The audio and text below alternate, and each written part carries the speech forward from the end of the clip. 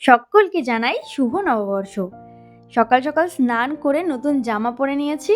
এবার যাচ্ছি দোকানে। মা পুজো দিয়েছিল, প্রসাদটা উঠে নিয়ে আসি।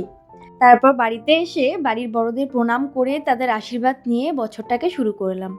আর এই তো পয়লা বৈশাখের স্পেশাল মেনু, ভাত সাথে মাটন। কাল তো বাড়িতে আম দিয়ে টক ডাল বানানো হয়েছিল, তো সেখান থেকেই এক পিস আমি ফ্রিজে রেখে দিয়েছিলাম আজ এই জুসটা বানাবো বলে।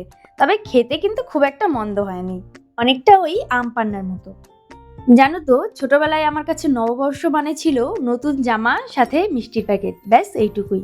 যাই হোক, প্রতিবারের মতো এবছরও সন্ধ্যাবেলা সকলে মিলে রেডি হয়ে গিয়েছিলাম কৃষ্ণ ভগবানের পুজো দিতে। তার আশীর্বাদ ছাড়া বছরটা কি করে শুরু করি বলো।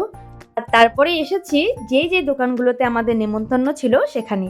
আর এই তো নববর্ষের বিশেষ আকর্ষণ, বাংলা ক্যালেন্ডার সাথে মিষ্টির প্যাকেট। আর তোমাদের নববর্ষ কেমন কাটলো সেটা জানাতে ভুলো না। আসছি নেক্সট ভিডিওতে।